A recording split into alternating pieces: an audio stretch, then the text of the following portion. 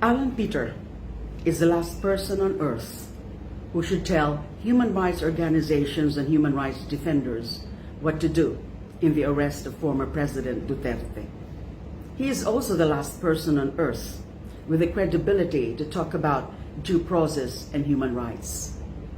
Wala kang karapatan, Alan Peter, para pangaralan kaming mga tumayo at lumaban para sa mga Pilipino sa ilalim ng rehimen ninyo ni Duterte.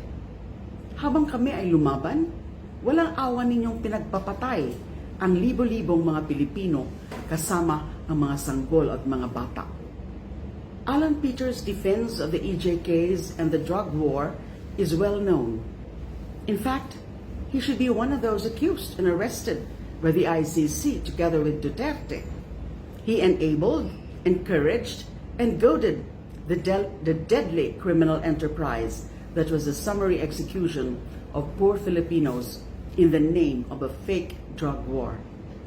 Puro due process at human rights ang nalalaman mo ngayon.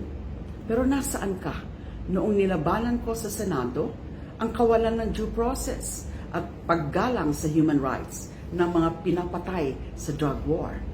Hindi ba ikaw ang pinakaunang kumutya sa akin na bakit ko nilalabanan si Duterte? Hindi ba sinabi mo pa na kailangan pa nating pasalamatan si Duterte dahil ginawa na niyang parang Singapore ang Pilipinas sa pagpatay sa lahat ng mga kriminal at adik? Hindi ba sinabi mo ang nakulang pa nga ang mga pinapatay sa ilalim ni Duterte at kakaunti pa lamang ang mga biktima ng EJK kumpara sa panahon ng ibang mga pangulo? Hindi ba ikaw ang pinakaunang lumapastangan sa aking mga karapatan at kumalimot sa due process sa pagkatuwa mo sa pagka-aresto ko dahil sa mga peking kaso na nagawa-gawa ninyo? Asan ang due process noong tinawag mo akong spokesperson ng mga drug syndicate? Noong panahon na pinapatay na lamang sa kalsada ang mga addict at pusher, nag-ingat ka ba bago ako tawaging drug lord dahil baka bigla rin akong patayin na walang due process? Huwag kang sinungaling, Alan Peter. Sa totoo lang, wala ka naman talagang pakialam sa due process at human rights hanggat hindi ikaw at si Duterte ang biktima. The true test of standing up for due process and human rights is when the poorest and lowliest of Filipinos have been oppressed and you fought for them. Where were you during that time when the people's rights were being violated? Of course, you were on the other side, the side of those oppressing and violating our people's human rights. Huwag ka nang magdamit na human rights defender. Alam ng lahat na isa kang oportunistang politiko na naalala lang ang due process at human rights kapag kayo na ang nagigipit. Ano naman ang mali at illegal sa pag-aresto at pagdala kay Duterte sa ICC? Jurisdiction over the crime is conferred by law. What is the law on crimes against humanity, including systemic attacks on the civilian population of which Duterte is accused? There's the Rome Statute.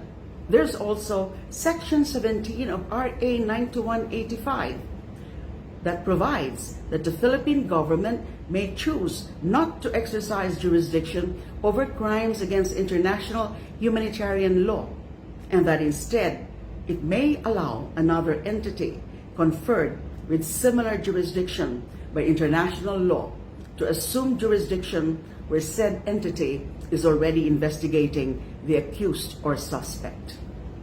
Insofar as jurisdiction over crimes against international humanitarian law are concerned, the law is RA 9185, and RA 9185 says that the Philippine government has the option to surrender Duterte to the ICC without any judicial approval because it is a waiver of its exercise of jurisdiction in favor of the International Court, here the ICC. Kung may problema ka sa batas na ito, Alan Peter, ipadeklara mo munang unconstitutional sa Korte Suprema.